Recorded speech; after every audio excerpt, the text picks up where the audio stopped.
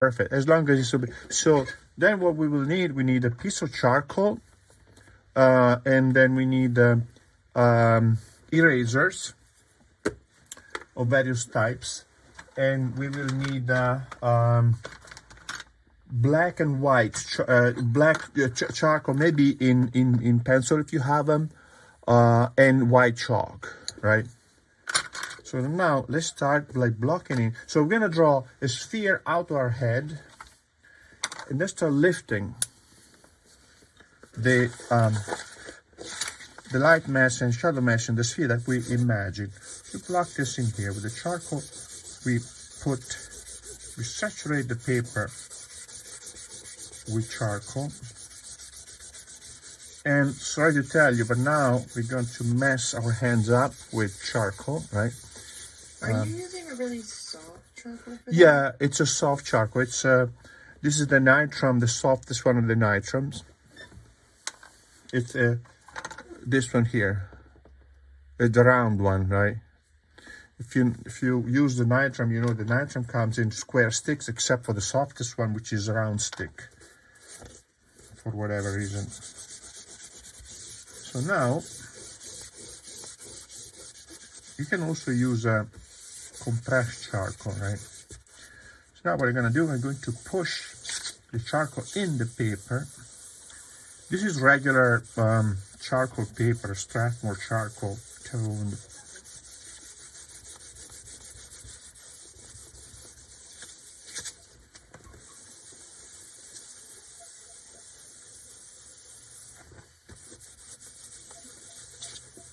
We push the paper in, so we're not going to have floating particles of charcoal, but also if we don't do this, all these particles floating around, as soon as you touch the paper, they come off. And it means that it's going to be much, much harder to express an extended tonal scale if as soon as we touch it, a lot of charcoal comes off, right? So now, the next thing we're gonna do, gonna wash our hands, right? So if you make a mistake with this, you just simply go over it again with your fingers, and you cover the mistake, right? So I'm gonna wash my hands. I'll be back in a second.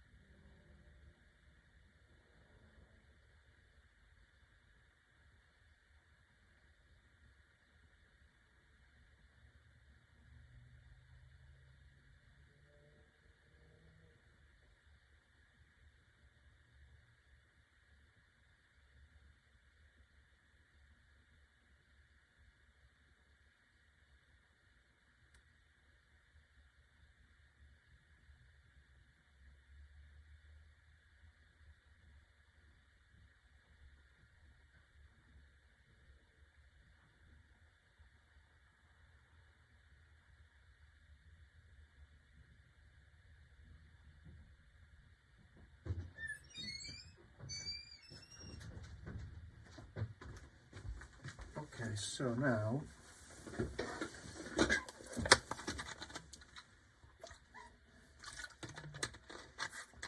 we're going to imagine a sphere. I'm going to draw a sphere using a soft charcoal.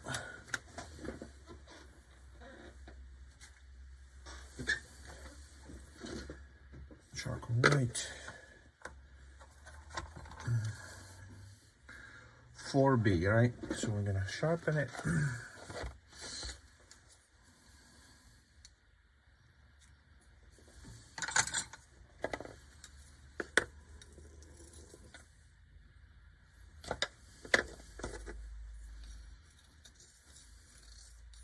Can use 2B, 4B, like a medium charcoal, and just to mark the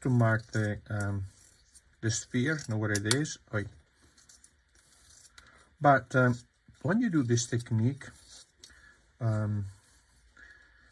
the traditional way of doing this technique is without any drawing first. You just lift it.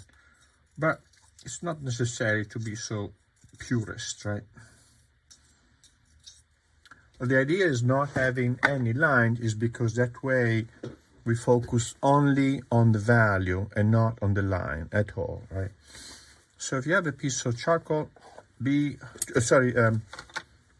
or 4B, now we're gonna start drawing a sphere, right? Monica, you there?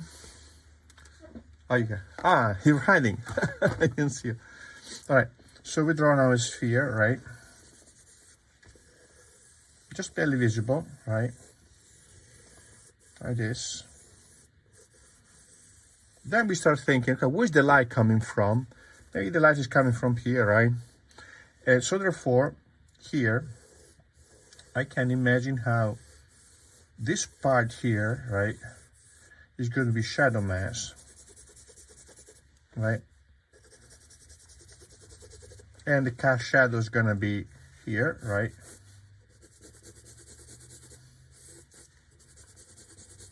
Just to know where things are, right? More than I'm not worrying too much about an accurate tonal rendering yet, right? Now this part in here, I start lifting. You can use the chamois if you have it. If not, you can also use your fingers right here like this. See that? A little bit. Takes it off right here. But if you have the chamois, you can start with the chamois, right? Chamois is done for this purpose. Takes out the charcoal very well, right? And with the fingers, we can also smooth it, right? Smooth the passages here. It's very hands-on, but you see how we start having 3 value, or 4 value actually. 1, 2, 3, 4. See that? With 4 value, we can achieve quite a good sense of 3-dimensionality, right?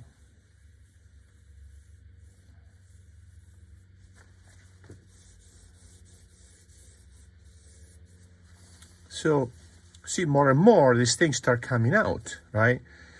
So the charcoal is really great for this because it really gets you a sense of volume. It's so soft, right? So credible.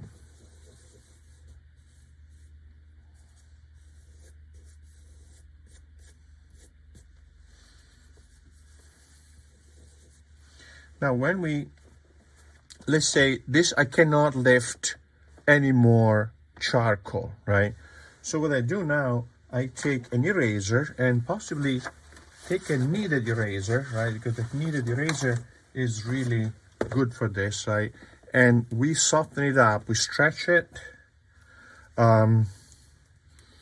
Stretch it, I'm gonna put this over my radiator, see if it, we're gonna stretch it to do 2 things. One is to clean it a little bit, and because all the stuff that the graphite and charcoal is on the surface will get mixed up, right? And then it also makes it softer, so the erasing is going to be much better, right?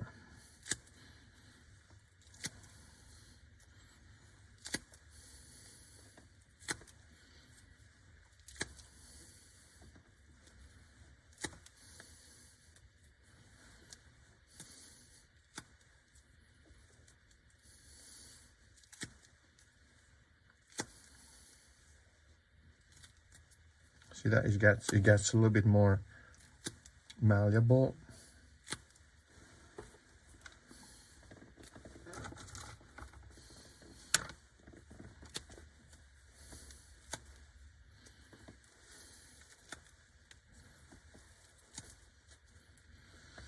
Okay.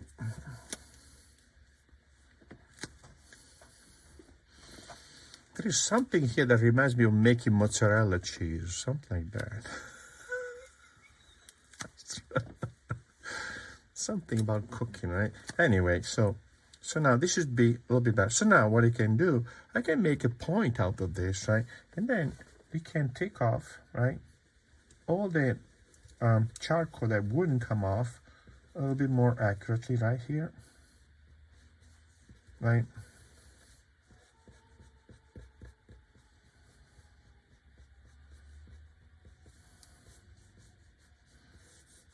And I cannot lift any more of this. So now, where I cannot lift any more charcoal, now I can use the white. And I use the white chalk. I'm gonna sharpen it with point.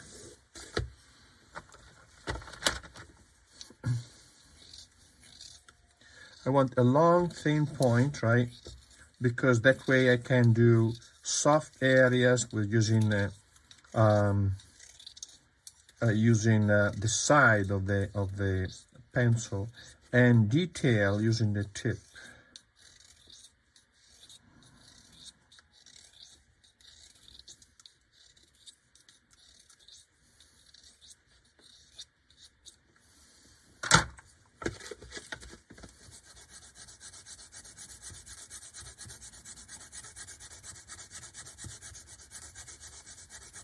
And so this is the thing now. I'm not going to put the white where there is charcoal. I'm going to put the white only in the areas lighter than the value of the paper. So now as I do this, is again the light comes from here, so imagine the highlight is going to be here, right? So I'm going to block in an area of value which is very, very weak, right? Paying attention to where the margin, I had to leave a space where there is between the white and the charcoal, there is the value of the paper. Because that's another value, I want to respect it, makes sense? So also I don't want to mix the white with the value of the paper because it will make a bluish gray, and then it's not going to be about finding what is lighter than the paper, finding what is darker than the paper. It's going to be about mixing color, and I don't want to mix with this technique. I have to identify what is lighter and what is darker. So I don't want to put down a value that is too dark and then make it light with the white, because then it means I didn't identify the value properly, but also I'm going to mix the color, and I don't want to mix black and white because it's not about color mixing. So now here, it's going to be this fuzzy area right here, right? And here now I start blocking in another value, lighter value. So I have value, the weakest charcoal value here, value of the paper, the weakest white value, and then gradually I get lighter and lighter, and I get the, boom, the highlight coming out like that, right? The highlight, if it's done like this gradually, creating all these tonal passages, it's going to be incredibly bright, incredibly powerful. If not, if it's too sudden, meaning if I didn't really inch up to it by creating a gradation of value lighter in the paper, it will look like something that appears on a flat plane, and it's not going to really give me this sense of the turn of the form. So now, I take the soft charcoal, and or 4B or 6B, and then I'm going to push the darker values. Again, in the purest technique, you wouldn't do that because you only lift. But we don't care about purists, right? We just want to understand what we're doing. We are pragmatic. And purist people tend to be unbearable anyway, so we don't want to be them, right? So now here, see that? I'm going to darken this. Now I'm going to make, here, this is going to be dark, right? But I need now to block in, let's say here, I can make this darker, right? And going to get rid of the line, the outline, and create a sense of turning of the form. But I kind of lose the edge a little bit, right?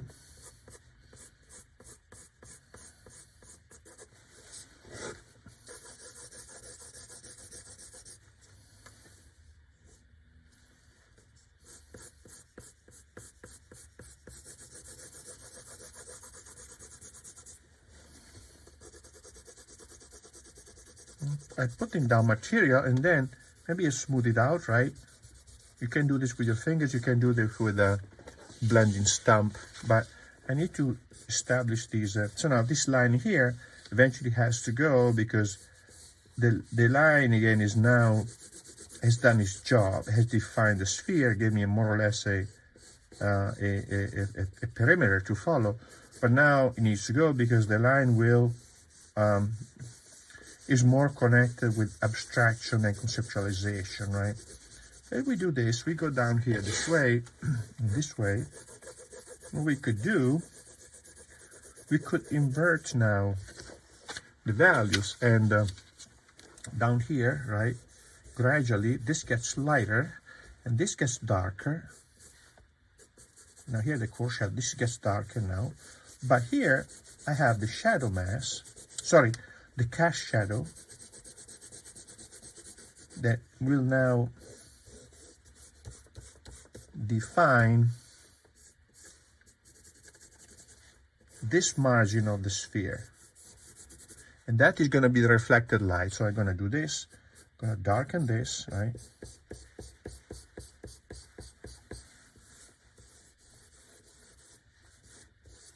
And then this could be darker against that, which is lighter. Core shadow, right?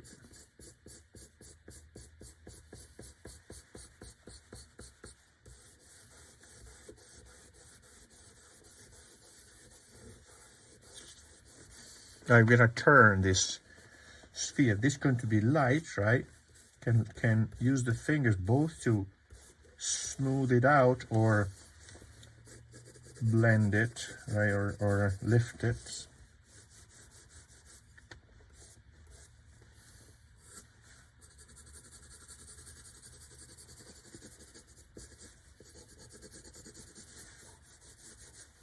Makes sense?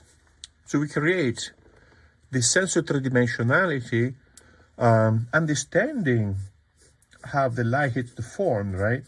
The tonal gradation, how they had to be really controlled and and then developed accurately in relation to the form they had to describe. But eventually we get rid of all the lines and we just focus on the light. Make sense?